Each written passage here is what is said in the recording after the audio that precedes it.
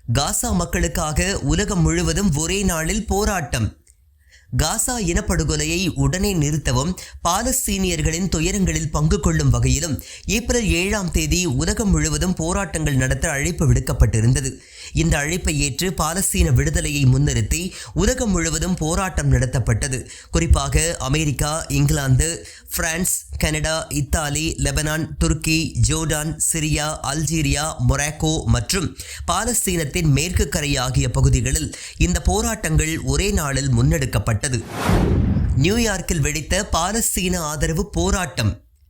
Israel பிரதமர் Netanyahu வெள்ளை மாளிகையில் அமெரிக்க அதிபருடன் பேச்சுவார்த்தை நடத்தி கொண்டிருந்த சூழ்நிலையில் பாலஸ்தீன ஆதரவாளர்கள் அமெரிக்காவின் நியூயார்க் கிராண்ட் சென்ட்ரல் ரயில் நிலையத்தை முற்றுகையிட்டு பிரம்மாண்ட போராட்டம் நடத்தியுள்ளனர். போர் நிறுத்தம் வெகு தூரத்தில் இல்லை, டொனால்ட் ட்ரம்ப் அறிவிப்பு.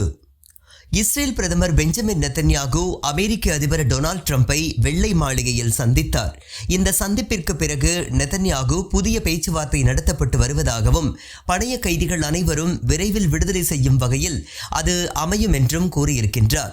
போர் நிறுத்தம் குறித்து டொனால்ட் ட்ரம்ப் பேசுகையில், இந்த போர் நிச்சயம் ஒரு புள்ளியில் முடிவடையும், அது வெகு தூரத்தில் இல்லை என்று கூறியிருக்கின்றார். ஆனாலும் அனைத்து பணைய கைதிகளையும் பாதுகாப்பாக விடுதலை செய்வது நீண்ட செயல் திட்டமாக இருக்கும் என்றும் கூறுகின்றார். மேலும் ட்ரம்ப் கூறுகையில், காசா தற்பொழுது உலகின் மிக ஆபத்தான ஒரு பகுதியாக இருக்கின்றது. ஆனால் கடற்கரையோரம் இருக்கும் காசா பகுதி ரியல் எஸ்டேட்டிற்கு அழகான மிக முக்கியமான பகுதியாக இருக்கும்.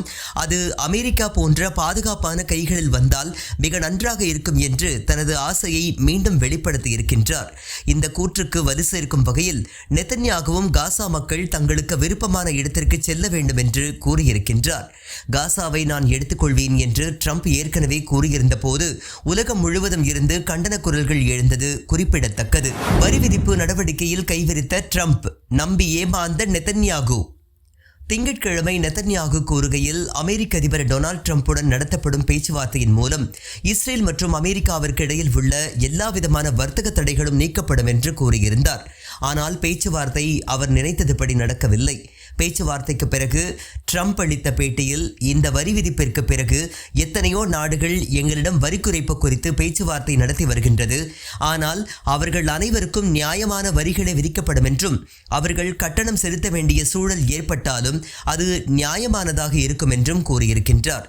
உலகிலேயே அமெரிக்காவிடமிருந்து அதிகமான இராணுவ உதவிகளை பெறும் நாடாக இஸ்ரேல் இருந்தும் கூட இஸ்ரேலுக்கு விதிக்கப்பட்ட புதிய வரி விதிப்பு நடவடிக்கையில் இருந்து விலக்கிக் கொள்ள ட்ரம்ப் மறுத்துவிட்டார்.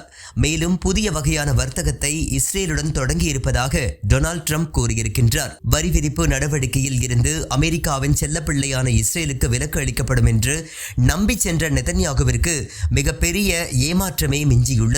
இஸ்ரேலுக்கான அமெரிக்காவின் 17% வரி விதிப்பு நடவடிக்கை அமலுக்கு வந்தால் 26,000 இஸ்ரேலியர்களுக்கு வேலை இழப்பு ஏற்படும் என்று கணிக்கப்பட்டுள்ளது.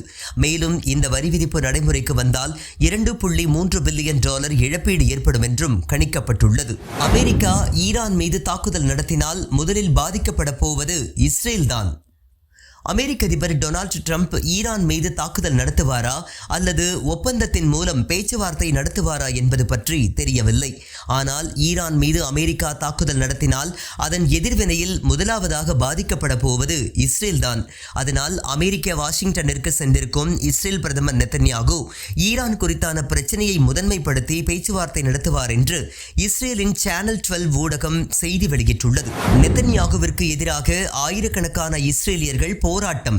அமெரிக்க அதிபர் டொனால்ட் ட்ரம்பை நெதன்யாகு வாஷிங்டனில் சந்தித்து வரும் வேளையில் இஸ்ரேல் தலைநகர் டெல் அவிவில் ஆயிரக்கணக்கான இஸ்ரேலியர்கள் ஒன்று கூடி பணைய கைதிகளை உடனே விடுதலை செய்ய வேண்டும் என்று போராட்டம் நடத்தியுள்ளனர். இஸ்ரேல் காசாவில் மீண்டும் போரை தொடங்கி இருப்பதால் பணைய கைதிகள் திரும்பி வருவார்களா என்ற அச்சத்தில் உறைந்திருப்பதாகவும், ஒவ்வொருவராக வேண்டாம், அனைவருமே ஒரே நேரத்தில் உடனே விடுதலை செய்யப்பட வேண்டும், அதற்கான முயற்சியை இஸ்ரேல் உடனே எடுக்க வேண்டும் என்று போராட்டம் நடத்தியவர்கள் கேட்டுக்கொண்டுள்ளனர். ஈரான் அமெரிக்கா இடையே அணுசக்தி பேச்சுவார்த்தை. அமெரிக்கா ஈரான் இடையே சமீப காலமாக பதற்றமான சூழல் ஏற்பட்ட நிலையில் இருதரப்பும் பேச்சுவார்த்தை நடத்த முன்மொழிந்து வருகின்றது. ஈரான் மறைமுக பேச்சுவார்த்தையை முன்மொழிந்திருந்தாலும் கடந்த 10 ஆண்டுகளில் அணுசக்தி பேச்சுவார்த்தைகள் மற்றும் பின்னணி செயல்பாடுகளை கருத்தில் கொண்டே பேச்சுவார்த்தைகள் நடத்தப்படும் என்று ஈரான் தரப்பில் கூறப்பட்டுள்ளது. டொனால்ட் ட்ரம்ப் கூறுகையில் ஈரானுடன் பேச்சுவார்த்தை தொடங்கிவிட்டதாகவும் பேச்சுவார்த்தை சனிக்கிழமை வரை நீண்ட பேச்சுவார்த்தையாக நடைபெறும் என்றும் எல்லா தரப்பும் ஏற்றுக்கொள்ளும் வகையில் ஒப்பந்தங்கள் நிறைவேற்றப்படும் என்றும் டொனால்ட் ட்ரம்ப் கூறியிருக்கின்றார். காசா இனப்படுகொலையில் பிரிட்டனைச் சேர்ந்த 10 பேர் பங்கெடுத்திருப்பதை பிரிட்டன் மனித உரிமை வழக்கறிஞர் குழு கண்டுபிடித்துள்ளது. இவர்கள் மீது முதற்கட்டமாக பிரிட்டன் காவல் நிலையத்தில் புகார் அளிக்கப்பட்டுள்ளது. மேலும் ஸ்காட்லாந்து யார்டு போர்க்குற்ற பிரிவிற்கு 240 பக்க ஆவணத்தை பிரிட்டன் மனித உரிமை வழக்கறிஞர் குழு அனுப்பியுள்ளது. இவர்களின் மீது பொதுமக்களை கொலை செய்தது, மனிதநேய பணியாளர்களை கொலை செய்தது, மருத்துவமனையின் மீது தாக்குதல் நடத்தியது, பொதுமக்களின் குடியிருப்புகள் மீது தாக்குதல் நடத்தியது போன்ற இனப்படுகொலை குற்றச்சாட்டுகள் முன்வைக்கப்பட்டுள்ளன. பிரிட்டன் மற்றும் இஸ்ரேல் ஆகிய இரு நாடுகளின் குடியுரிமைகளை வைத்துக்கொண்டு இவர்கள் இந்த குற்றச்செயலில் ஈடுபட்டதும் தெரிய வந்துள்ளது. கடந்த 24 மணி நேரத்தில் மட்டும் 58 பாலஸ்தீனியர்கள் காசாவில் கொல்லப்பட்டுள்ளனர். 213 பேர் படுகாயமடைந்துள்ளனர். இந்த போர் தொடங்கியதிலிருந்து இதுவரை 50,810 பாலஸ்தீனியர்கள் கொல்லப்பட்டிருப்பதாக காசா சுகாதார அமைச்சகம் அறிவித்துள்ளது.